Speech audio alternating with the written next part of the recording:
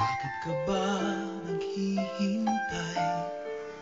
Nahimukin pa, pilitin ka ng tadhana. Alam mo na kung bakit nagkakaganyan. Lumulutang, nasasayang ang buhay mo, at ang ibinubulong ng iyong puso. Natutulog ba ang Diyos? Natutulog ba?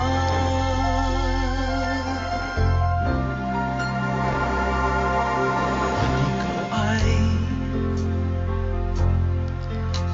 agad sumusuko.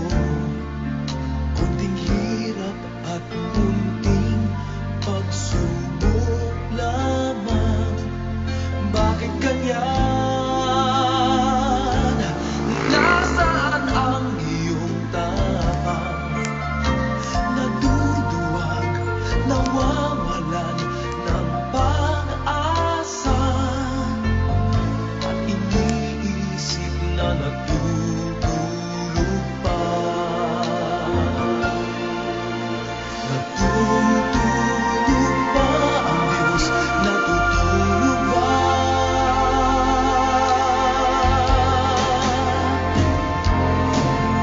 Sikapin mo, pilitin mo, tibayan ang iyong puso.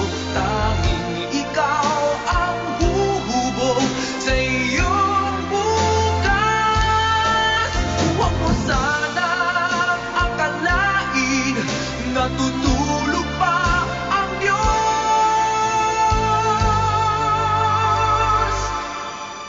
Ang buhay mo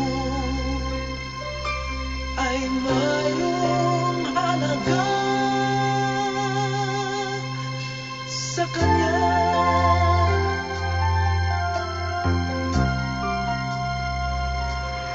Dapat pa ba na ikaw ay maghintay at himukin pa, pilitin pa ng tadhana? Gawin mo na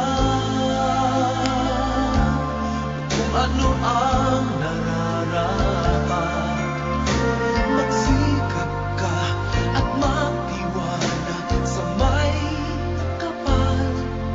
Nakahanda ang Diyos umalalay sa'yo. Hinihintay ka lang, kaibigan.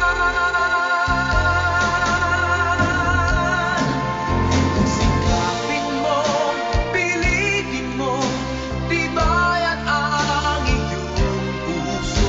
Tanging ikaw ang huhubog sa iyong bukas.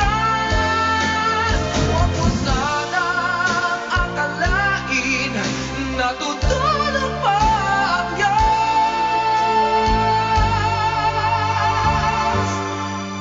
Ang buhay mo ay mayroong halaga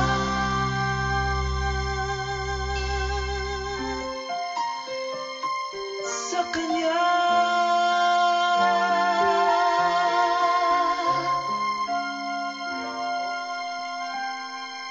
Doon na, may libre sa mga.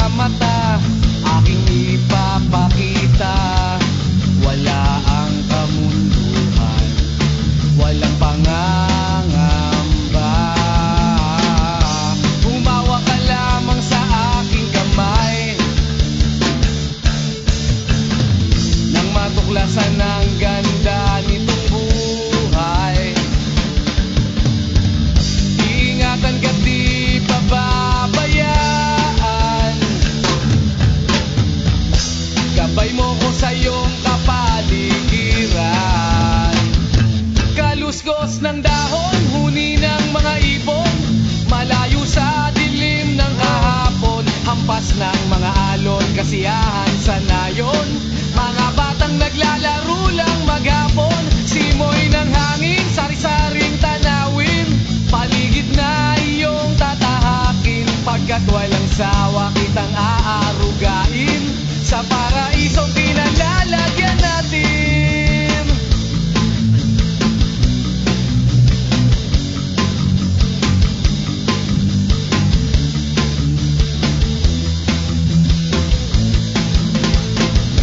Padarama sa'yo upang mahubog ng husto ang kabutihan sa kapwa-tao. At sa mura mong isipan, dapat nang malaman na may Diyos tayo na pasalamatan. Humawa ka lamang sa aking gamay nang matuklasan ang ganda nitong buhay. Iingatan ka't di pababayaan,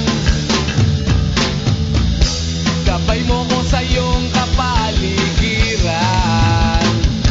Kaluskos ng dahon, huni ng mga ibon, malayo sa dilim ng kahapon, hampas ng mga alon, kasiyahan sa nayon. Mga batang naglalaro